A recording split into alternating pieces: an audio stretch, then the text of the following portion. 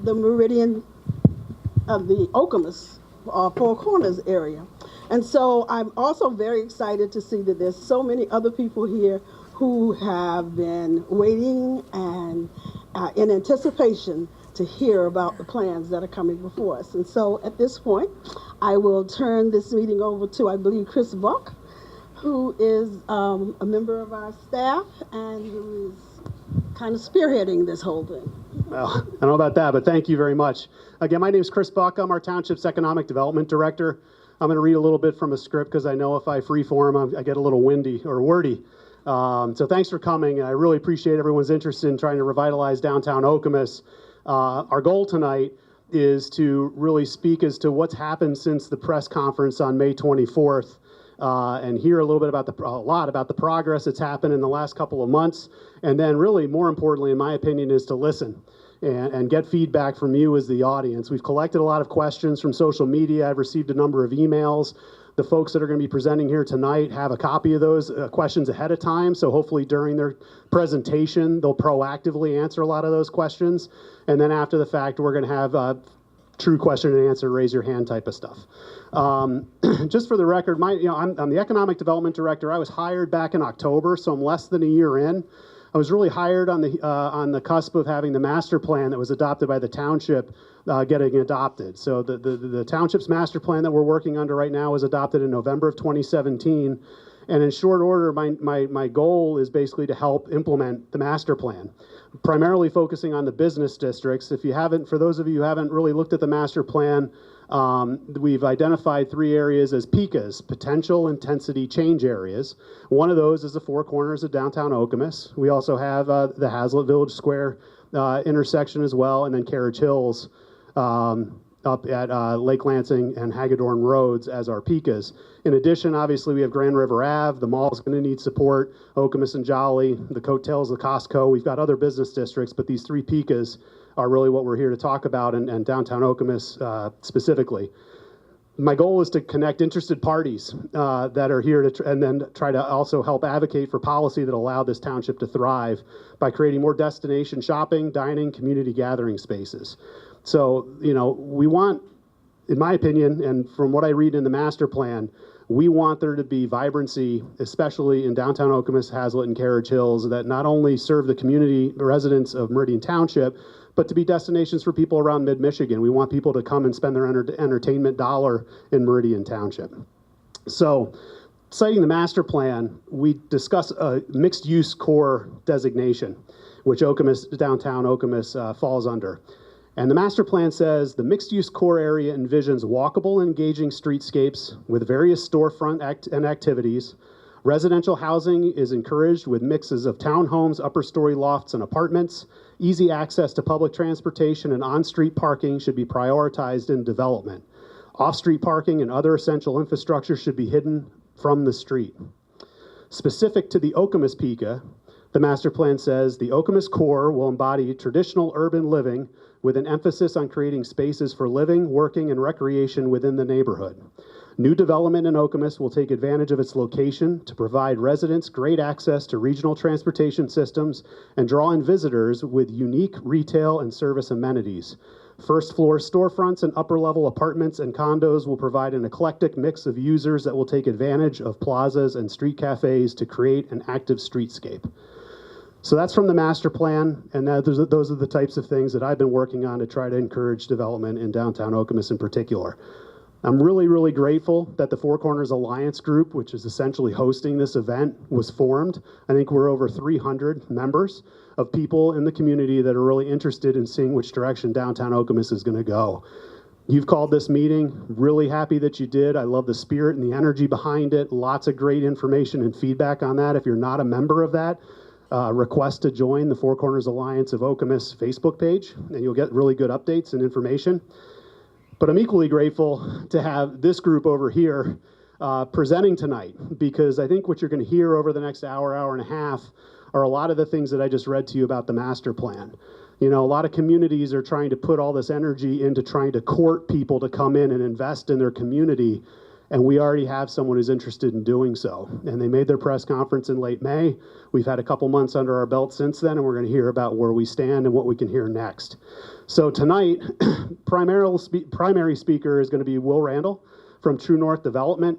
He's got a team of people that are going to help supplement this presentation. We've got Scott Weaver from Douglas J, our president of Douglas J, Eric Helser and John Peckham from Advanced Redevelopment Solutions, which is the environmental consulting firm. We've got Jamie Burton and Genti Hakimi from Hubble, Roth, and Clark, who are the traffic consulting engineers. And we have a variety of architects that have been working on the project behind the scenes. They're from a couple of different companies, so I'm not going to name them all off, but they'll be introduced as they speak. And then in addition, we've got Ingham County Road Department officials here in the room. We've got elected officials. We've got various township staff. So I think we're going to have a great, productive presentation and question and answer. And I want to thank you all for coming out tonight. Yes? Real quick, a little disclaimer from your township supervisor. There is no plan that's actually been submitted to the township or approved by the township. This is something that's coming forward from a group that is very interested in developing the downtown area. And as you know, this function is not a township function, but one put on by all of you. So welcome. Now I'm going to turn it over to our moderator tonight, Emily Devendorf.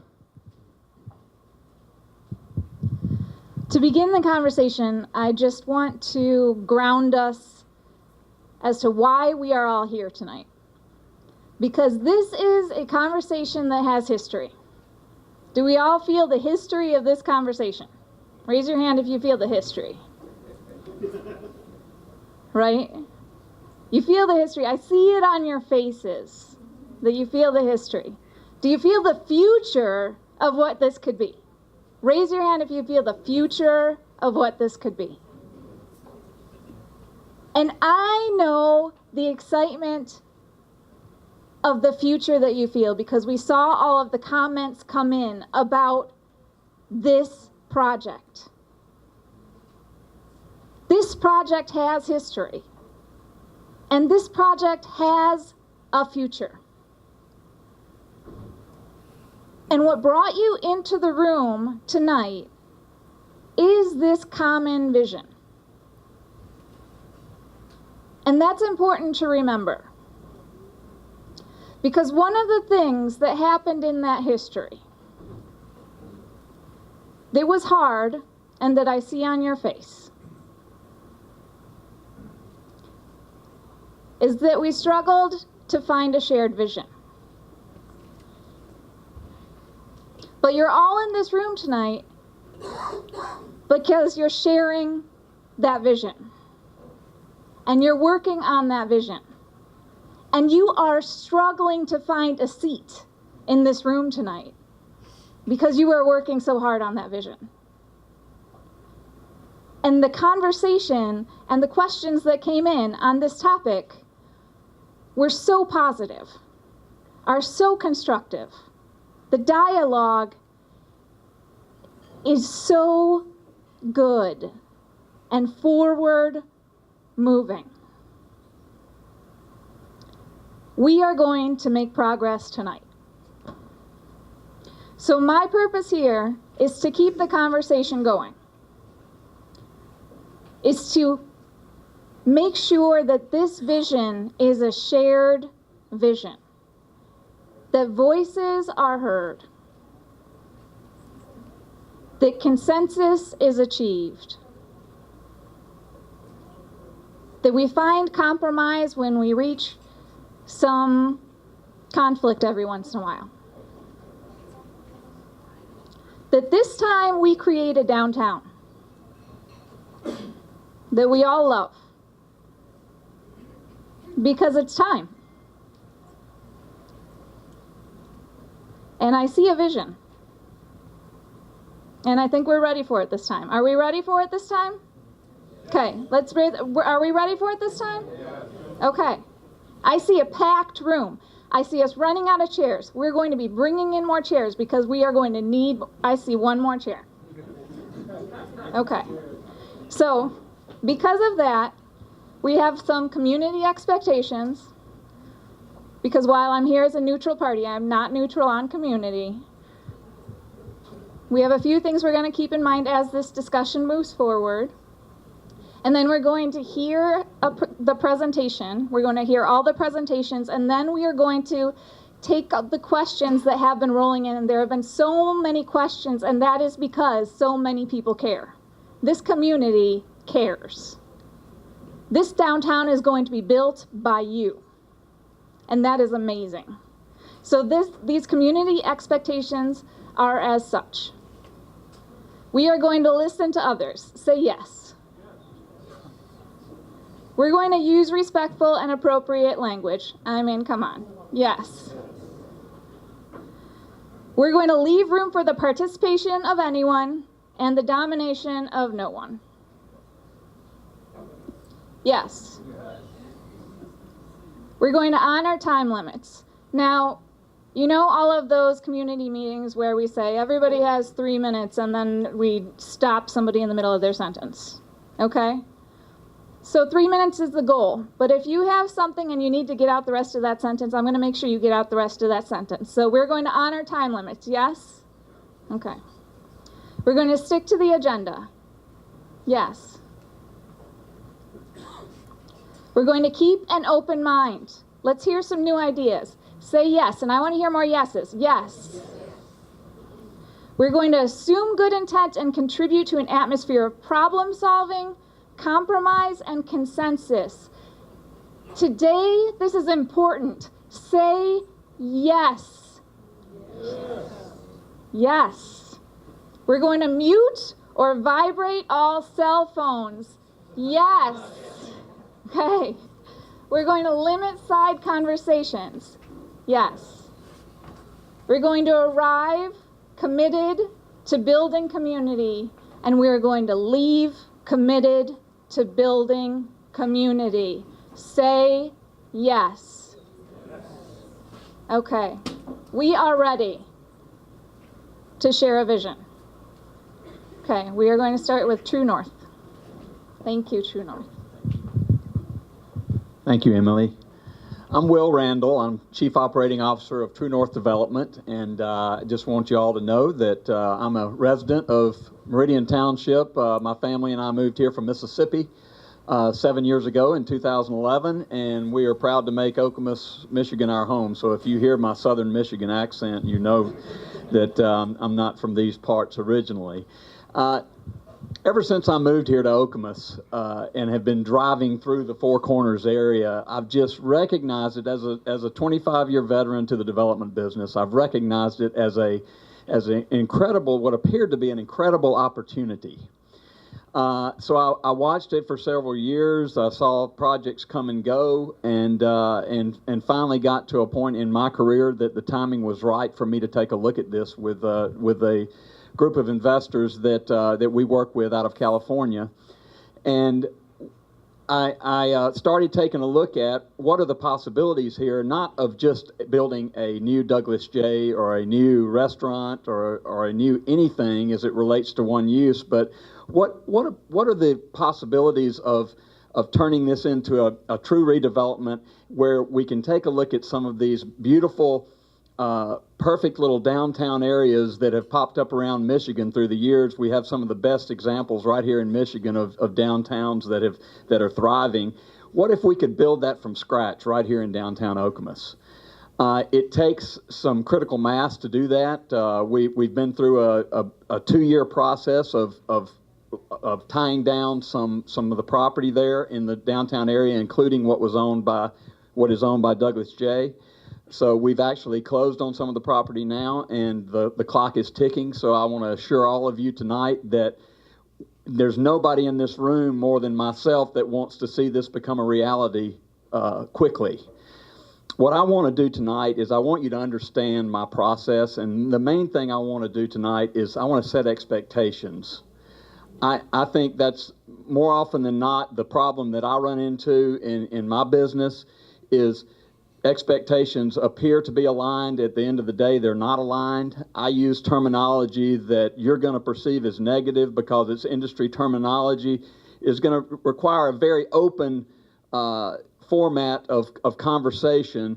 and feedback back and forth. You're going to be frustrated with me tonight because there are a lot of things, because of where we are in this process, I can't give you a response or an answer to all of your questions. But I will give you the commitment that I will answer your questions in time at the appropriate time in this process. When I look at a development project like downtown Okemos of this scale, the first thing I do is I put together a team of professionals. I have my core group of True North Development, which is local here in the Okemos market. We're currently working on a project called Elevation just off of Jolly Road that you might be familiar with. We've identified Okemos as an opportunity area for residential development as well as a myriad of retail uses that we think delivering that combination of uses in the downtown Okemos environment would be a very conducive place, not only to live but also to work and play. So I think you're going to find that our vision and your vision are similar in a lot of ways. These consultants that I've engaged, and I'm just going to kind of go around the room here and point out a couple.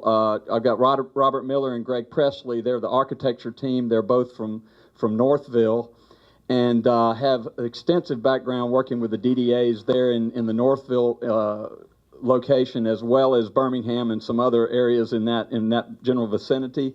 They're working with us as a team of architects. They had their first meeting this afternoon with Scott Weaver and his team at Douglas J to work on the programming of the first building, which will include a relocation of Douglas J, and I'll let Scott hit on that in a few minutes. David Mangum, he's with Robert Gibbs Planning Group out of Birmingham. We're fortunate to have one of the premier planners in the country for downtown planning.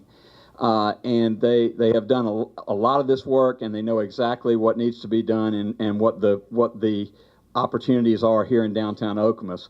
Bob Gibbs, couldn't be with us here tonight, but he made a comment to me which hit home, David, and it was, I've never seen a downtown as ready for redevelopment as this one is. So I'm going to take that as a very positive comment and a blank slate that we can work with. You know, ironically, although we had some false starts over the last few years of potential projects in that area, if any one of those projects had gone forward, we would not have the ability to be standing here tonight talking about a master plan. And a master plan is what downtown Okemos deserves. The bad part about a master plan is it takes a long time to do it. We've got a 10-year project ahead of us, folks, just so you know what kind of timeline we're working with. It's a very large project. It's a very complicated project. It's got every twist you can imagine, from environmental issues that we have to deal with, remediating those issues, to very complex traffic issues that have to be worked out with the road commission, and we will be sharing some of those details tonight also. I just want to make a quick run around the room, and I've got Eric Helzer and John Peckham here with Advanced Redevelopment Solutions. Jamie Burton and Ginty, I'm not even going to make a stab at your last name, but they're with HRC, and they'll be addressing the traffic study. And of course our architects, and then David with Gibbs Planning. We're going to try to talk less and listen more tonight because I know you all have questions, but I am going to step you through just a couple of slides just to let you take a look at and see what we're using to drive our vision right now. This is just an aerial of the downtown area. I don't know if you can see the board that's on the table up here. Scott, could you hold that up for us?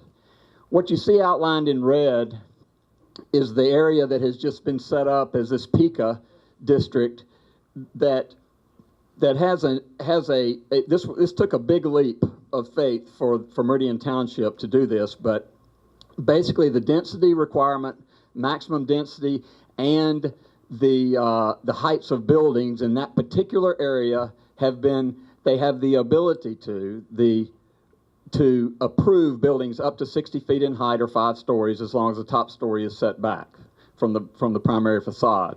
So the high density area of downtown development is in those 5 blocks. We are focused on the blocks west of Okemos Road.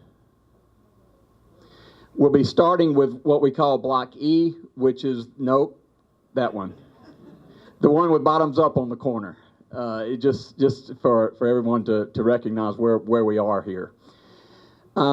We early in the project, we started a conversation with the Road Commission because, again, my belief is to have a very collaborative approach to development. So we have engaged the Meridian Township staff as well as Ingham County Road Commission and to get involved with us. HRC conducted an in-depth traffic study, and the scope of that study was set by ourselves as well as the Ingham County Road Commission to make sure that what we ended up with is the data we ended up with would give us what we needed to make some decisions. Obviously, there's a primary concern of moving 40,000 cars a day through this intersection. That's the unfortunate reality. Well, why don't you just build a bypass around downtown Okemos and take it back for pedestrians? What a great idea. Doesn't work. Let me tell you why. We have 3 primary north-south routes through Meridian Township. They all 3 have something in common. Anybody want to take a stab at what that is? They cross a river. The river crossing costs more than the road costs. It's a tremendous financial obligation to build a bypass around downtown Okemos. So what we have done is we've taken a look at, let's focus on the west side of Okemos Road. Let's make Hamilton our main street. And let's create a streetscape at that point looking down Hamilton with retail on both sides of Hamilton Road. Now, what I'm showing you here only has the detail blocking of the block to the south, but that's the concept. We're also wanting to look at this from the vantage point of we've got a high density area with the 3 blocks that we're looking at here, but we're also adjacent to a tremendous underutilized park. So we are taking a look at how can we take the programming of the downtown, tie it to the park, using the park as the open space that comes along with a really cool redeveloped downtown with strong connections to the park and to the river. That gives you a general overview of what we're looking at. We're also in a situation where we've got tremendous amounts of infrastructure that have to be redone in this area. So the infrastructure that we build is going to go ahead and address all of the streets that you see here, and then we'll build it 1 block at a time. That's an oversimplification, but that's the plan. So we believe that we've done some initial market studies. We believe that demand is here.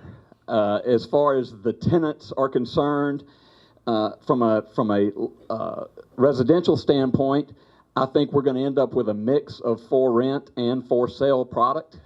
I think we'll end up with a mix of various products, but here's my line. It's too early in the process to set those numbers right now. Right now, we're looking at what is the density, what are the total number of units, regardless whether they become rental or for sale units. What I can assure you of is this is not a student housing development in disguise. This is not a student housing development, and I want to emphasize that, and I'm not going to go back to that, but you'll see as you are privy for us to share some of the results of the market studies and the research we're doing, we'll be glad to share that with you and see that this is not a student housing play whatsoever.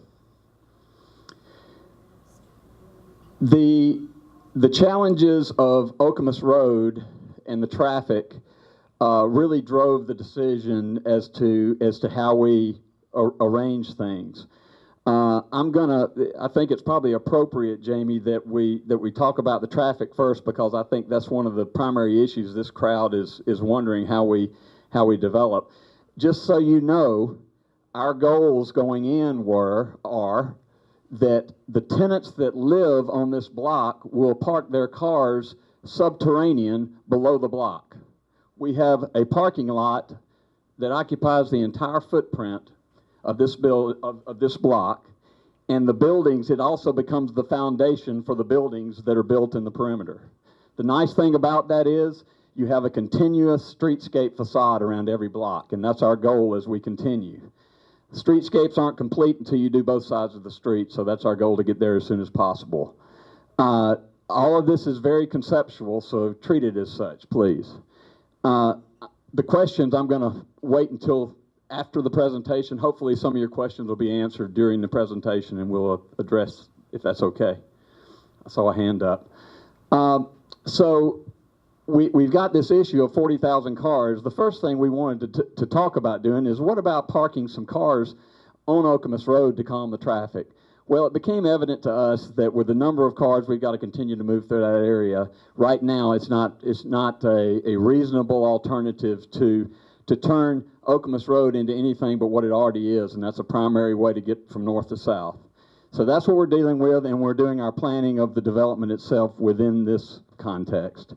I'm going to let Jamie Burton talk briefly about the process that he went through as it relates to the traffic study, and don't get in the weeds, just give us an overview. Thanks, Jamie. Thanks, Will. Our firm, in conjunction with the Ingham County Road Department, spent time really in the whole area. Traffic is not just this intersection. Traffic is how it relates to all intersections around this. Did some traffic counts, did some traffic monitoring with cameras. We put cameras up and watched as people turns and took counts, and then ran it through modeling, typical traffic modeling, which is adequate for this stage of development. And based on that information, and shifting the focus off Okemos Road really onto Hamilton, as Will describes, we were able to go through a series of road improvements, not too substantial, but some road improvements, restriping some of the different pavement, 3 new traffic signals, okay? 3 new traffic signals at all 3 intersections here, and optimizing those intersections, optimizing center left turn lanes through the development, making opportunities for cars, not just moving cars. Okay, that's one element. I think people get hung up on that, but also safely moving cars through this development, providing opportunity for dual left turns on split phases so cars aren't going at the same time, and really bringing this traffic and letting it move through both directions, and also emphasizing, if you notice the median, the street trees, the pedestrian scale here will provide traffic calming naturally here. The size of the building, the pedestrian, the walks, the trees, the streetscapes, the lighting, all will provide opportunities. Visually, people will slow down a little bit. In addition, there's 3 signals. People won't do through one signal speed up signals. So we've been able to, again, through road improvements, striping and utilizing existing, and signals and signal optimization, the models currently show that we're able to maintain or improve all traffic turning through this area, okay?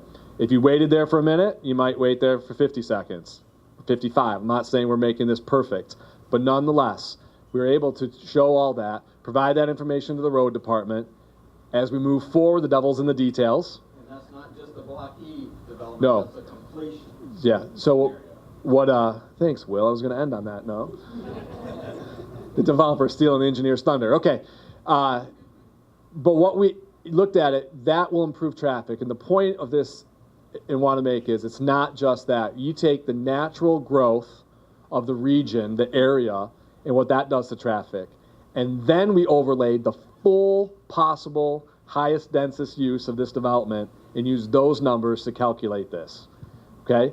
So that's not just improvement when this, building, or just the improvements without buildings. It's not just when the improvement with 2 buildings or 2 blocks. It's the whole development plus a growth factor was included in that. So that information is, will keep being developed, will be provided, and I'm sure it will be provided to the township as we move through the approval process. But generally speaking, again, we're going to meet or improve all existing conditions for all turn movement for this whole development area. So we'll be here and we'll answer the details at the end. Thank you, Jamie. I'm going to let David Mangum take the the microphone now and talk a little bit about some of the images and ideas that drove our vision. And again, this is about setting some the realistic expectations as it relates to what I'm thinking and what you're thinking as it relates to the project. So David, if you want to step through those and give a little background on what you've been asked to do. Sure, thanks, Will. We've got a variety of experience across the country and locally at developing what we would call mixed-use town centers or mixed-use villages. One thing that I can say is none of the images I'm going to show today are taken from any recent Michigan projects, and that's because there aren't recent Michigan projects. So through this process, Okemos and Meridian Township has the opportunity to be a leader, to show how this can be done in a thoughtful, community-oriented way, and to bring economic development and positive trends to the community in a very thoughtful way. So this is actually a project in Huntsville, Alabama called Providence. And what you see here is what we would call a mixed-use Main Street, where you've got ground floor retail and then apartments and or condos above that. And in this case, it's about 5 stories. For your information, 5 stories is generally accepted to be the most efficient way to build in the construction industry. If you go above 5, you need to start using concrete and steel, and that gets very expensive.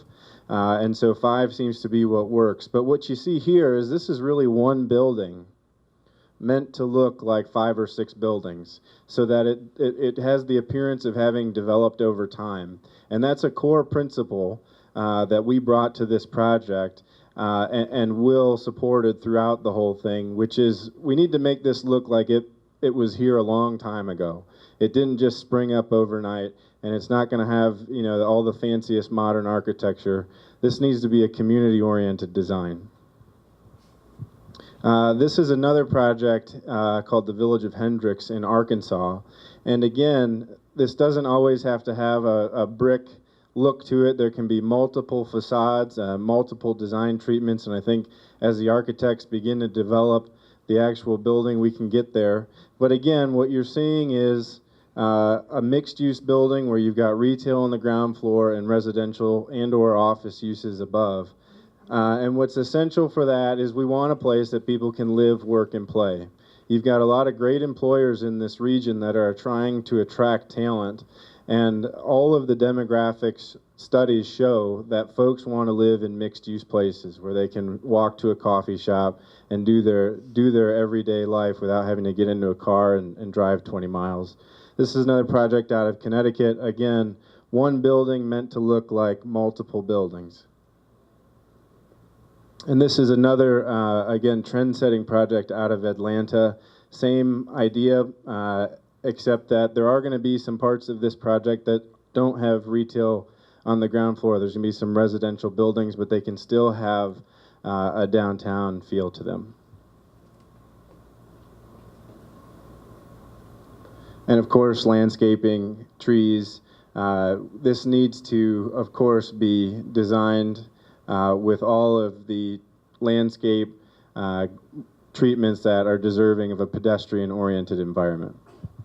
You want to talk a little bit about how we, basically the purpose of the block diagram is to challenge to see what density we could reach, what the project looks like if we could reach based upon the land we have to build with and the parameters of this construction. Sure, yeah. So early on, we've been testing what these blocks can support. And what you have here in Okemos is a traditional grid. It's not going to win anybody a landscape award, but it's really a very efficient way to build. And it's the way people have been building cities for hundreds and probably more years. So the way that we came to this original concept was first figuring out what we needed for the roads. Okemos Road, again, will involve some restriping and actually widening slightly of the road to accommodate the increased traffic. So that took away part of the developable area. And then we looked at how cars could move through on Hamilton Road. As you know, right now it's kind of a 3-lane road, a very wide road. Originally, it's our understanding that it was intended to have a train go through the middle of it, which is why it's so wide. Usually a street like this, historically platted, would have been about a 66-foot wide right-of-way. It's a 100-foot right-of-way here. So we had to come up with some clever strategies, working with the engineers to find a way that this could facilitate the traffic, but still have an urban and pedestrian feel. And from there, we were able to define where we could put our buildings and look at how we could park. Again, as Will mentioned, the uses that are going to go in these 3 and 4 buildings will be parked on this block. And so it's a combination of where can we build, how much can we park, and then we find the building that can work best for that, and then make sure that the surrounding infrastructure can support that as well. Anything else? Thank you. I'd like to, I don't know, Greg or Robert, which one of you wants to talk a little bit about just the general vision of architecture? And I know David stole a little of your thunder there on the Old Town look, but... Well, it's important that the downtown look like a traditional downtown. So it can't look like it's a complex that as a CEO headquarters. It needs to have the look and feel of the towns that you've driven through, the town that Okemos was back in the day. That's what we're trying to bring back. So there's a bit of a challenge to that because the efficiencies of modern construction dictate some things, and so that's a bit of a challenge to make enough differentiation so that it looks, for all intents and purposes, like it has been built over time. But it can be done. And as David showed, there are places in other parts of the country where they've done a good job of it. The one thing I should note about the things that David showed is that they were all 5 stories on the street. We will not have that. The 5th story of the buildings that are created for this project will be stepped back. So your experience of the buildings will be of 4-story buildings, more like 50 feet tall. And that is a little more palatable, I think, to people who are used to traditional downtowns. We should point out that Hamilton Street is going to be quite a place to enjoy. There will be cafes, restaurants, retail, of course, and places for outdoor activities. So it's going to be the place that people will want to come to and walk to. As was pointed out earlier, there are a lot of CEOs that are looking for places for key personnel, and this would be a good spot for them to land in this little downtown. Anything else that I'm missing here? What about the DDA experience? Oh, yeah. Robert and I both serve on the DDA in Northville. Anybody heard of Northville before? Okay, good. Some of you have. Well, we've got between us some 30, 40 years, maybe 50 years experience in DDAs. Robert was down in South Carolina. And I've been serving on the DDA in Northville for over 30 years. I think I'm the oldest person by far who has served in that community. I used to chair it. So I've always been on the other side of the table on projects in our own downtown in Northville. But we've done some fairly significant things. We probably have put, I don't know, 10 or 15 million into it over the past 20, 30 years in terms of streetscape, parking decks that are hidden, and improvements to the right-of-way so that private development is unleashed to do what they like to do, which is make the town better. And it truly has done that. We get many people who love to come through that little community because it's so nice. Didn't happen overnight, but that's what we're going to do here. And I'm glad that Will pointed out. This is going to take some time. It's a 10-year project, and it should be. We should have and take the time to make sure that at the end of the day, someone will walk through and say, "Wow, what a nice old 100-year-old downtown." Want to say something, Robert? No, I don't. Robert does not want to speak. Thank you. I want to talk a little bit about the timeline. I don't want to pour too much cold water on the on the timeline, but the construction schedule for our first phase of development, we're anticipating starting, putting a little pressure on the township process here, but we hope to start the site work, environmental cleanup portion of the project in fall, winter of this year. That's our goal. If we're able to do that, we can complete a lot of the remediation work through the winter, and we can hopefully go vertical with the first phase in spring of next year, spring of 2019. We've got a full 24-month construction cycle on this first block. So we're looking at a spring, summer 2021 opening of the first block. Then we anticipate having about a 12 to 15 month lull between blocks that allows us to do something in the development world we call stabilization. That means you gotta get enough product sold or rented or both before we're gonna loan you money to do another block. So we have about a 15-month period between blocks, and then we start another cycle. Once we get the main infrastructure in, we reduce our construction cycle from 24 months closer to a 18-month, year-and-a-half program. That just gives you a little bit of development 101. This project, the number one thing it requires for this to become a reality for us as a developer and for you as a township is a true public-private partnership.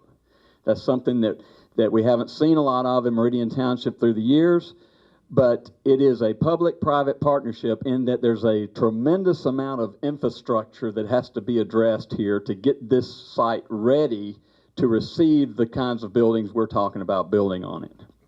So in order to get there, we're going to be utilizing not only the brownfield laws to allow us to recover the cost of the cleanup, but also a TIFA district, and I'm not going to steal your thunder, Eric, but a TIFA district which stands for tax increment financing, that allows us to basically finance some of these infrastructure costs that have to be done with monies that are then recovered from the tax increment that's created. These are taxes that don't exist today. So the developer recovers a portion of the investment of the infrastructure investment through the public-private partnership with Meridian Township and the DDA.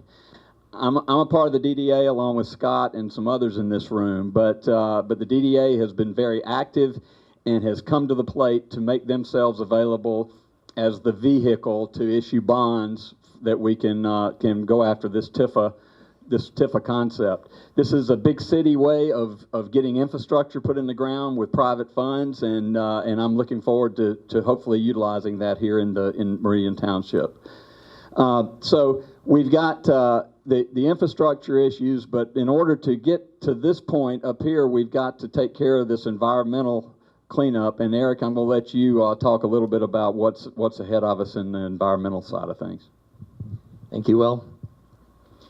So we've been tasked to focus predominantly on the first block, Block E, as we all call this.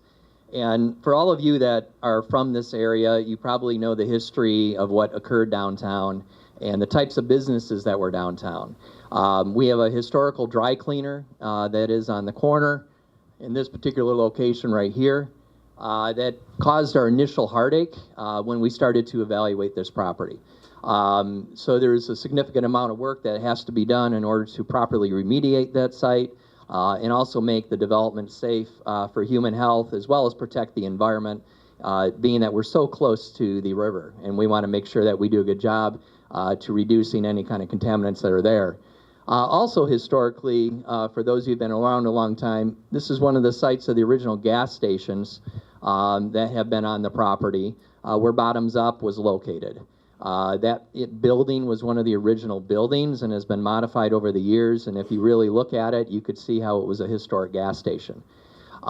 We also have some prior use that occurred throughout the property because it has been a pre-developed site. Whenever you have pre-development, it's gone through several iterations of redevelopment. What happens in that is buildings get demolished. When these buildings get demolished, the backfill goes in. And what goes into the backfill? Well, a lot of times it's the building contents. So you'll have everything from lead paint, you'll have asbestos, you'll have other kinds of things that cause contamination that were in building materials that are released into the subsurface. So whenever we do urban redevelopment in pre-developed sites, we have to look at the fill, we have to look at how was the property taken care of when it went to the next stage of development. We also have to look at other sites. We have to look at surrounding properties. And being that this is the next block, this is another location of a former gas station site. I think it was a Clark, if memory serves, is a Clark gas station, and is also a listed site by the DEQ. This corner property is also a priority site listed by the DEQ, which is the dry cleaner, and I forgot to mention that before. So what are we doing? We have met already a couple of times with the Department of Environmental Quality, and he's talking about financing and how do we get all this accomplished. We are going to be seeking grants, so we'll be seeking loans, and tax increment financing. So we got 3 dependent sources in order to recoup costs for the environmental work that we have to do here. We also have the significant amount of infrastructure improvements that have to occur throughout and around the development. As he mentioned, Block E is going to bear the cost of all of this infrastructure. And by doing it in the first phase, one, we just want to get in there. We don't want to cause too much disruption to roads and traffic in your daily life that you all have to go through. Once all of that infrastructure is done, then we're dealing with the development on site. But that infrastructure comes at a tremendous cost. It has not been upgraded. It is aging infrastructure that will ultimately have to be replaced, regardless of the development that True North Development is proposing. So we're proposing to take care of that, and along the way, the reason we've talked about downtown development authorities is downtown development authorities through a TIFA district, which you have one in downtown Okemos currently. It was approved in 2006, but it was limiting from the ability to pay for these types of costs. So what we're looking at is developing some modeling, and that modeling will look at if nothing happens in these blocks, what kind of tax revenue would be generated? We know what the history has been, and it's been kind of going downhill, unfortunately, in these blocks. So there's very little revenue, tax revenue, that's coming back to this community. So then we look at, okay, what can a development do as True North is proposing? Leveraging that development, leveraging that developer's investment, their taxes that they pay, we're looking at the incremental increase in taxes to go towards those types of activities. So not just the brownfield, but the infrastructure improvements. And that can only be done through a DDA. Unlike other communities, like the city of Lansing, for example, or the city of East Lansing. Those 2 communities, right here in our back door, have the ability to go after state portion of taxes to pay for these types of things because they're called a core community. There's a certain number of communities in the state that can seek these types of reimbursements. Unfortunately, Meridian Township is not one of those communities, and downtown Okemos is not as well. So we have to work with the tools, the limited amount of tools that we have within our community, and make the best of them. So we have combined the Downtown Development Authority, TIFA district, and the brownfield in order to address the environmental to dealing with these and supplementing the balance with grants and loans from the state as long as they're available. And those types of programs are dwindling in Michigan. So that's kind of my overview and how we're going to tackle this. We do have a plan, and it's going to take a lot of approvals. To emphasize what the supervisor had said, we have not made any applications for any of these funds. We're in the process of evaluating them. We have a lot of heavy lifting to do. Meridian Township has been great. They've been at the table with the township, discussing with the developer, I should say, every step of the way, and they're looking at all the possibilities to make this a reality. So we're looking forward then to being a partner in this partnership that Will has mentioned. Otherwise, this project will not happen, or really any other project for that matter. So. Okay, we've talked about the infrastructure, the roads, the traffic, the construction schedule.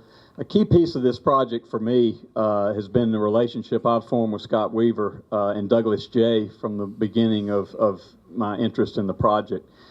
A key component is to have an anchor for a development. In particular, I want an anchor for each and every block that we're developing. It's very difficult to fill retail space prior to that space being built. So with Scott Weaver at the table with us, we bring the development expertise. He brings the ability to act as the anchor tenant for us in this first block. And these 350 visitors a day that he's currently getting to downtown Okemos in its current condition, we feel like he can be a tremendous asset to downtown Okemos as the first building block for retail. And Scott, I'm going to let you just say a few words just to bring the crowd up to speed on how you got here. Thanks, Will. And thank you all for putting this together and being here this evening. A lot of familiar faces and a lot of new ones as well. I was born right here in Okemos and spent most of my life here. 50 years ago, my mother and father opened a little salon in a house that is actually buried inside of the existing building that we work in and work out of today.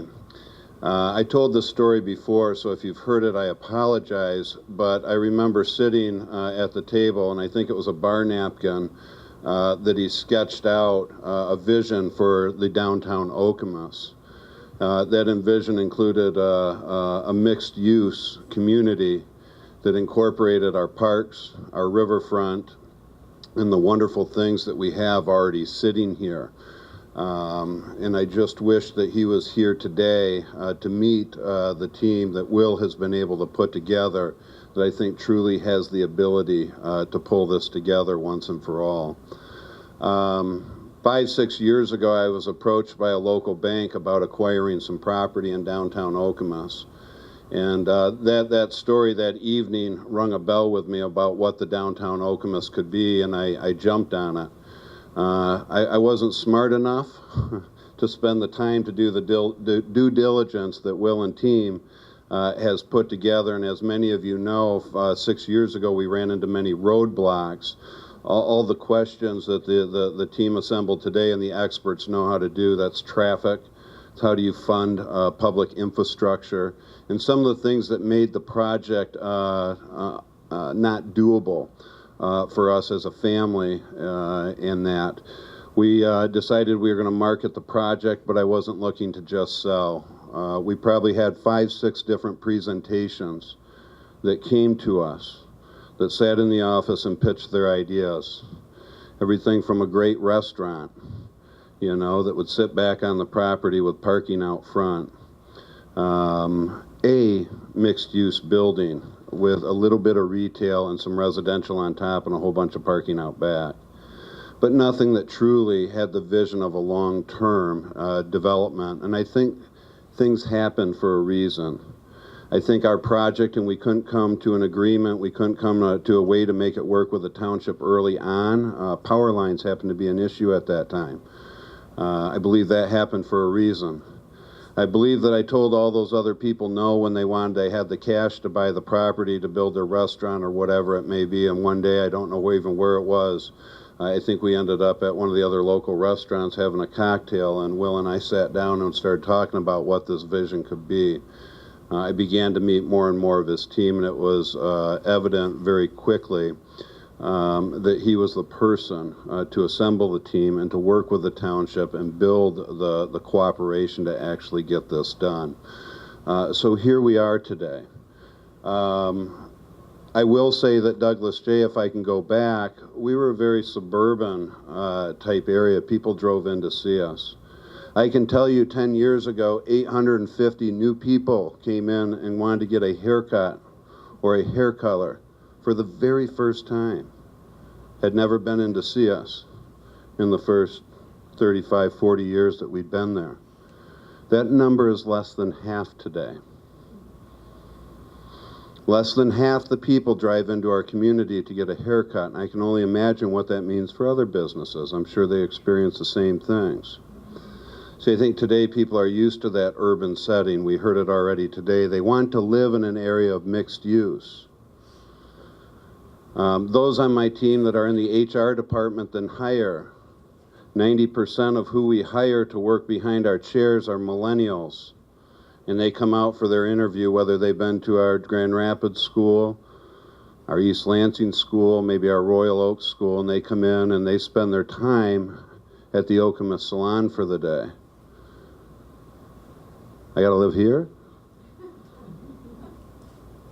It makes it difficult for us to hire people. That's the truth. So I think we're prime. I think someone had said that this community has never been more prime for a development, a mixed-use development, and I believe in that wholeheartedly because I see it in our business. I also heard this is not going to be student housing. I've got one of those 5 miles down the street where we service that. I wouldn't be sitting here today if there was anything in my heart that believed that this was going towards student housing. Those aren't the ones that come into our salon and spa to fill it anyways. So I think the right team is here. I think it's the right time, and I think now is the time to do that. We're in it wholeheartedly. If it was not 4 or 5 years ago, I was looking at space on the other side of town to cut my salon in half, move our people out. Today we're looking at our plans today that we looked at, maybe some slight expansion off of what we actually have now. We're also looking at bringing our offices and the professional, the jobs and some of our resource team and moving them back down into a development here in the Meridian Township as well. So Will, I thank you. I'm glad I had the patience. I'm glad that we were brought together when we were. And again, I'm going to assure that I don't think I've ever talked, and all those people that I talked to, that were more concerned about what the community felt and that the community had a place at the table to be there. So I think that we're ready for this, and I thank Will and certainly everybody that I've had the opportunity to meet on the team to help bring this together, because I know it's something my father and mother envisioned many years ago, and we tried, and I just wish it could have come a little sooner. But it's here today. So Will, thanks. I'm going to turn the microphone back over, and I will stick around too for any questions Douglas J. related. Thank you, Scott. Kate, are you still here? There you are. Another key team member I just want to introduce, Kate Snyder with Piper and Gold. She's part of our team, and she's in public relations business. And Kate has been charged by Scott and I, she's been engaged with us more than a year now, to control the message and manage the expectations. And I think that is a key part of our approach to development, in that we're always trying to go back and cross-check to make sure that we've got a message to deliver that's accurate, that's understood and clear.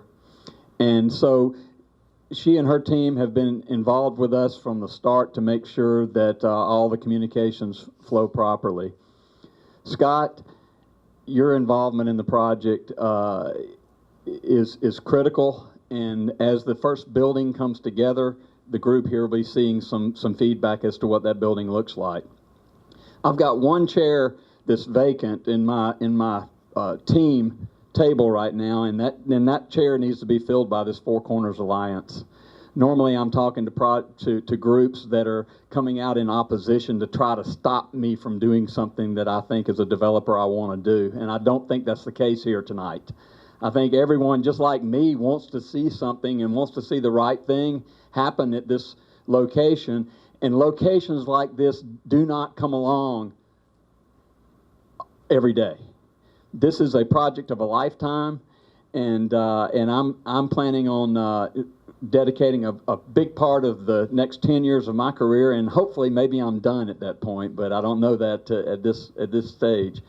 But what I want to do, Emily, is I want to engage this group, and I want to harness the information, the ideas, the energy that you have, and I want to have the ability to bring that into my process at the appropriate time in the appropriate way. Obviously, I can't, unfortunately, have a one-on-one conversation with each and every one of you about what your desires are in downtown Okemos. I want to hear that, but I want to make the system that we put in place practical for you as a group so that you get timely feedback, and for us so that we can utilize the information from this group, because I see a cross-section here of individuals who will be retail customers and or be tenants in some type of housing in a new low maintenance lock and leave type environment.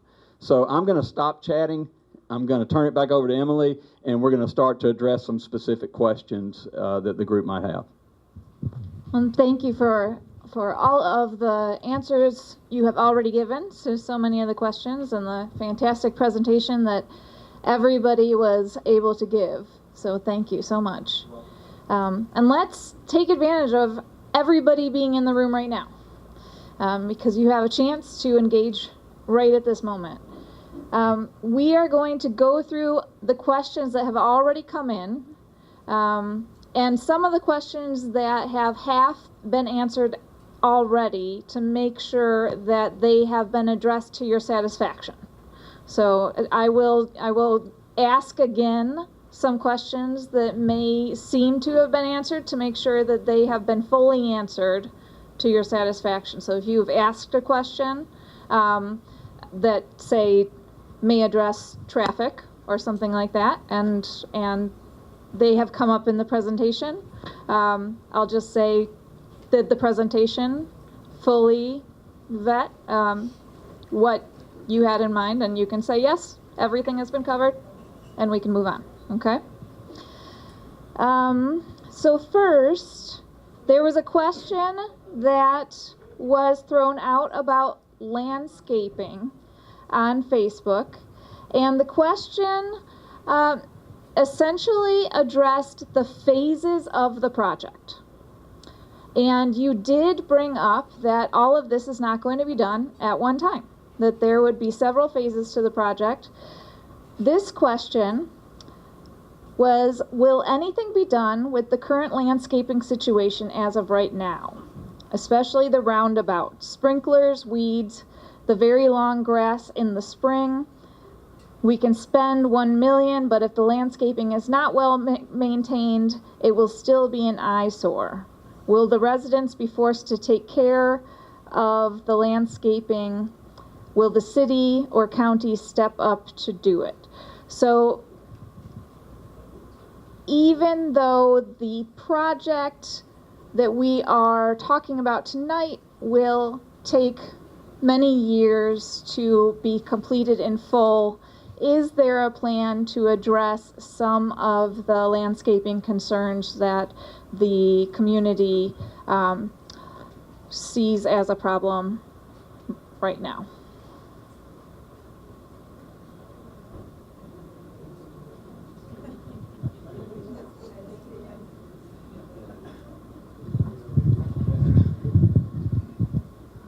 I'll take a stab because nobody's going to take a stab at it. But I mean, that's code enforcement, if I'm not mistaken. I mean, the township has ordinances that require a certain level of landscaping.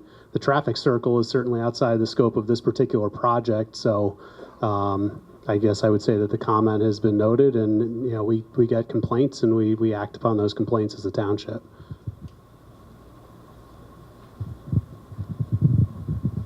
So the complaint has been noted.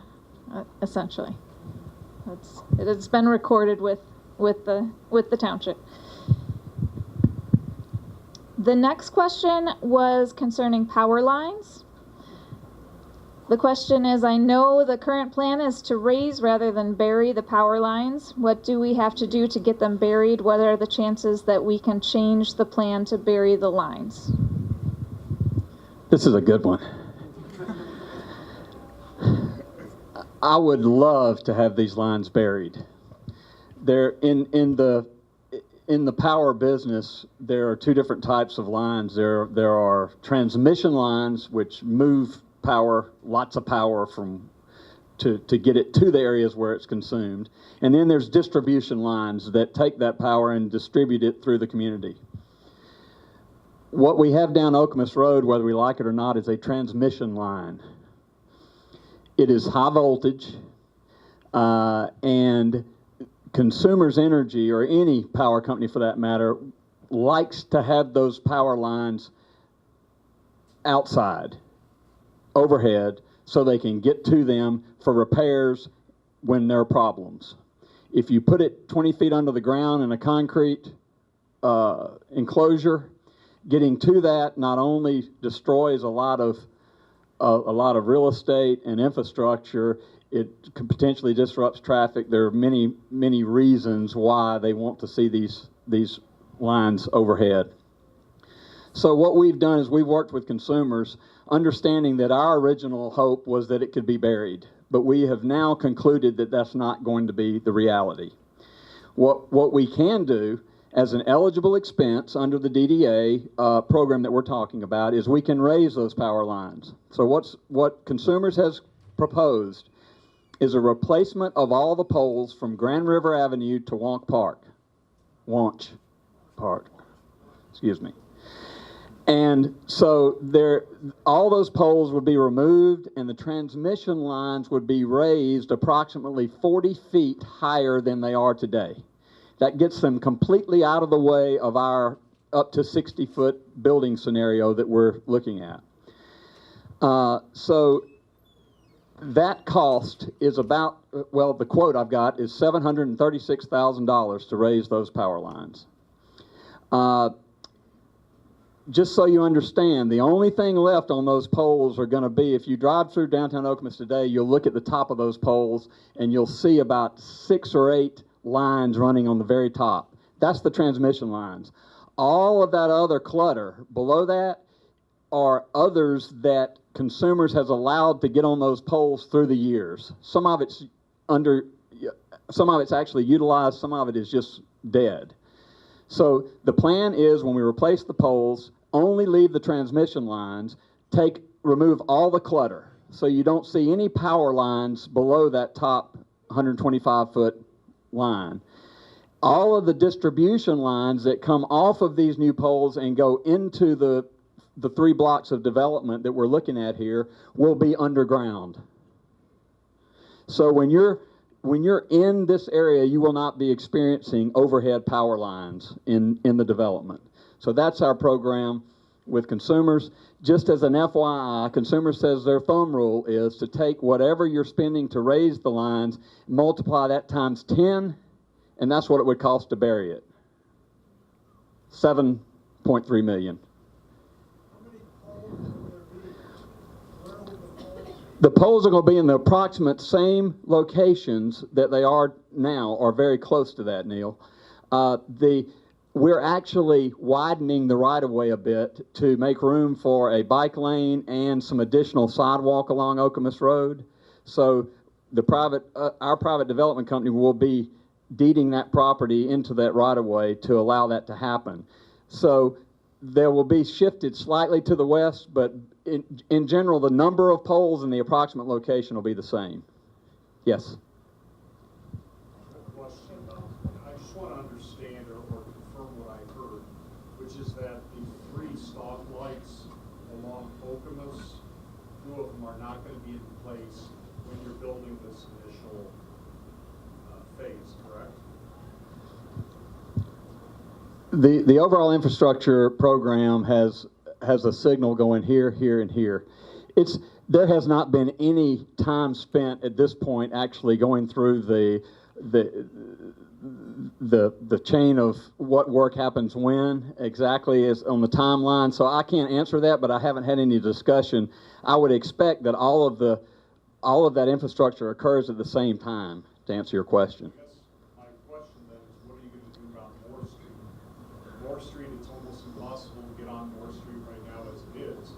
If you have construction work going, plus the normal flow of traffic, plus you're building phase 1, so you're going to have additional traffic, significant additional traffic.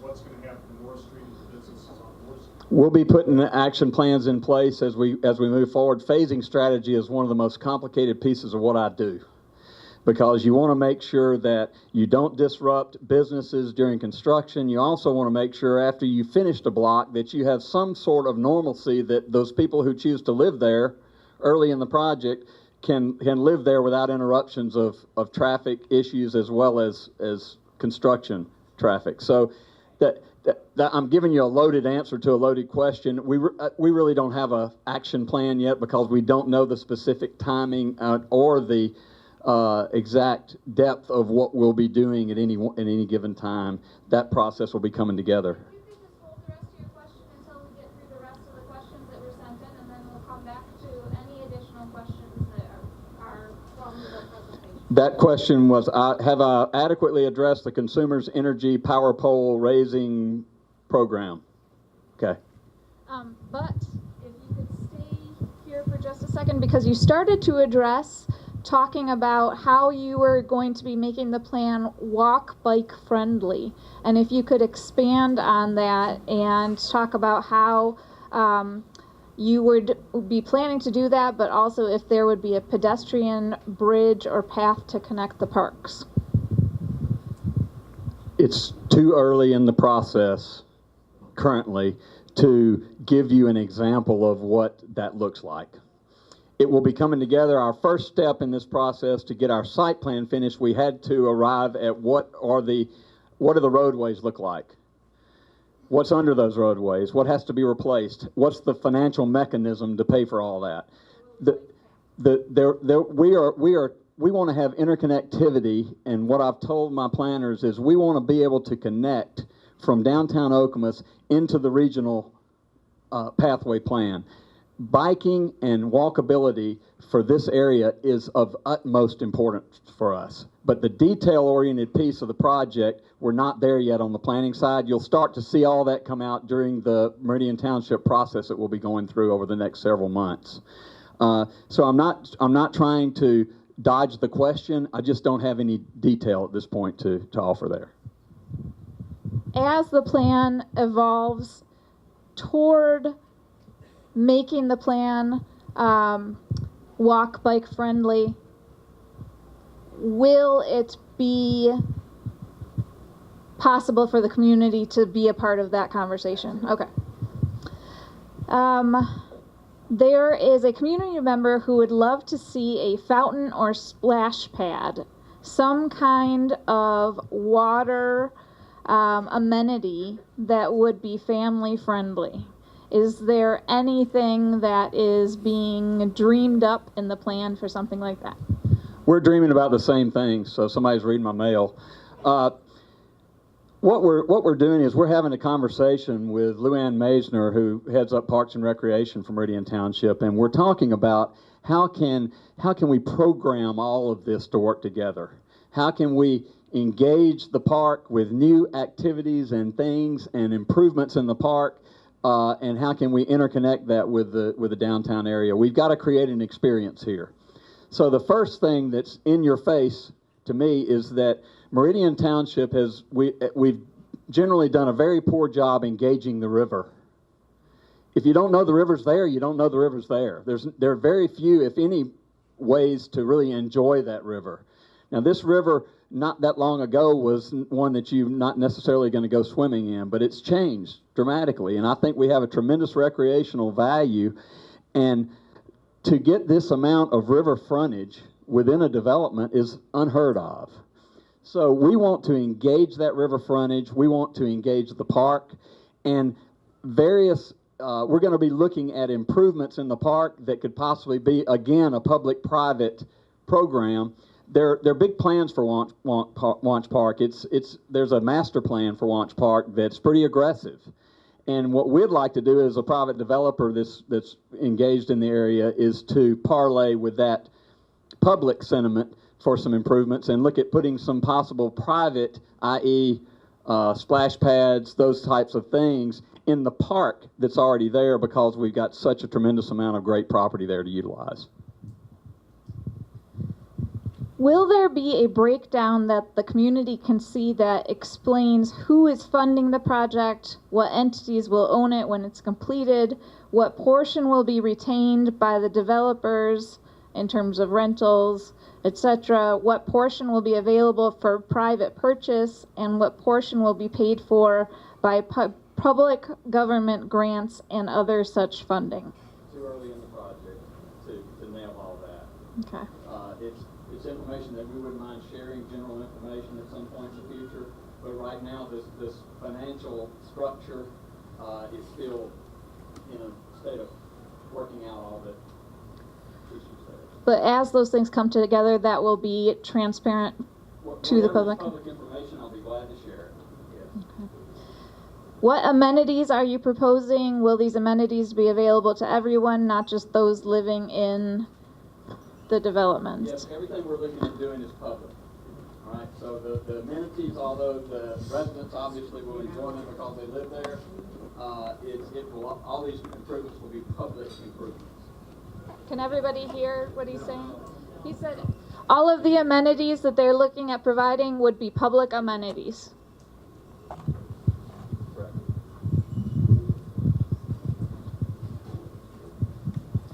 Questions? Yes, ma'am. I'm used to township board meetings. Talk about history. You started right out talking about history. Okay? Do I need that? I'm talking it out. Okay. You began by talking about history. We have history here in Okemos. Have you looked at any of the old books that show the old buildings? I mean, there's real history. There's Old Town history. You're not going to recreate that. I'm sorry. It would be great if you could, but it's all been torn down or moved to the historic village. I'm really disappointed that you couldn't find architects and engineers from this area. We are the center of Michigan. We have the capital of Michigan here. And yet we have to go a ways away to get architects and engineers. Nothing against you gentlemen, but that's disappointing. The gentleman that said, the nice bearded man, young man there, that Hamilton Road is 3 lanes. I lived on Hamilton Road for 19 years. I never saw a 3rd lane there. It's 2 lanes. It's not 3 lanes. I was shocked when you said that. I'm also wondering what consideration is being given to the homeowners on Hamilton Road. Because just beyond your little picture there, all the way to the west end, there are private homes. Many of them very, very old. The first platted subdivision in Meridian Township is on Hamilton Road in that location. I don't know if any consideration is being given to that.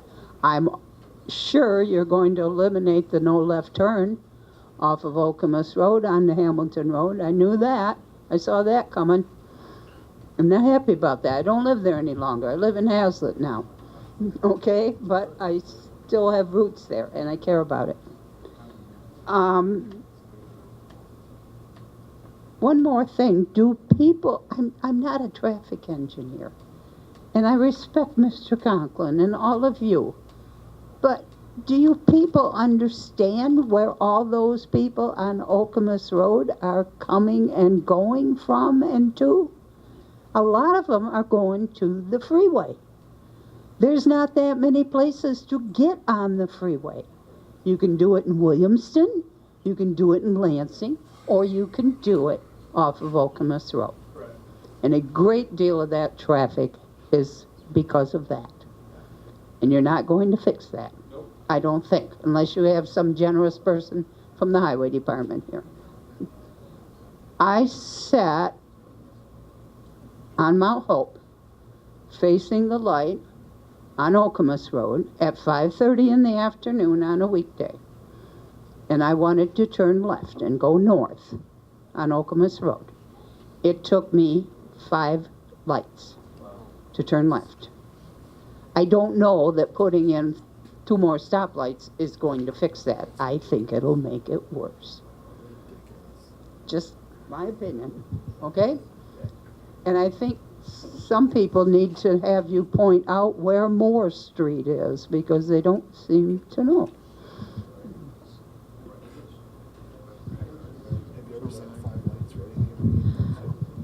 So it sounds like your questions, all of your questions really revolve around you'd like to know what the developers are doing to accommodate, really be sensitive to the needs of the residents in the development area.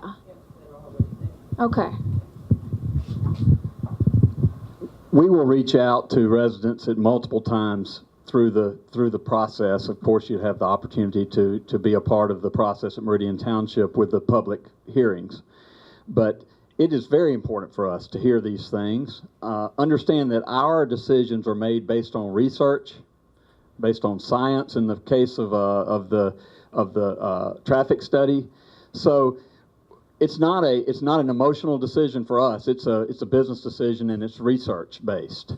So we'll always provide the source of that research and try to give facts to back up any positions that we take in the project moving forward. I have one more question from here, and then I'll take more questions from the room.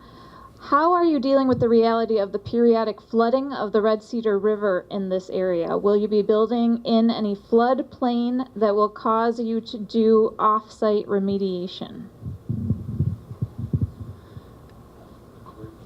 My mantra I've adopted on this project, told Chris Buck and staff this, is at some point you've got to circle back and get focused on getting a project underway.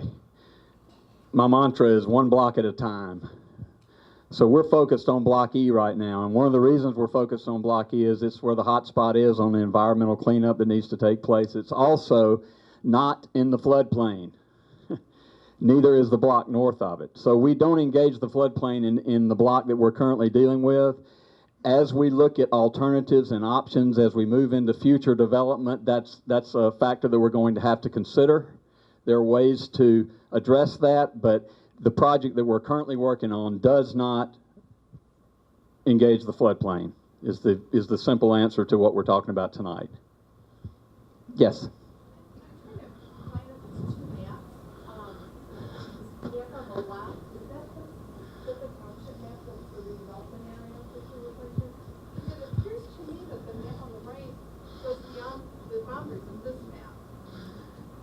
The boundaries. Can you restate the question, please? Yeah, I'm just with the mic, or have Will repeat it for us.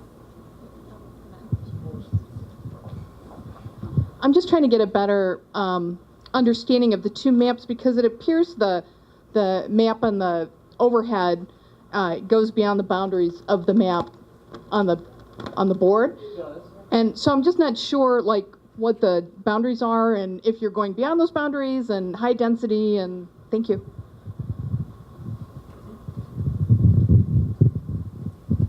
The only areas that we can consider the higher density, PICA densities, are the these three blocks. These across Okemos Road are also in that PICA district. But we're not doing anything with those blocks right now because we've got this sea of traffic that divides us. So these three blocks are where we're looking at the density. These other areas that we have highlighted are areas that we've had conversations with property owners that are interested in being a part of what's happening here.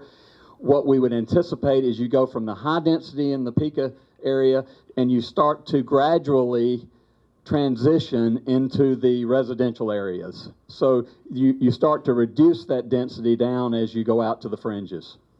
So those three areas are 1, 2, and 3. So this map covers actually more. This is a township map for the higher density that is not being controlled. These two blocks are not a part of the development at this stage.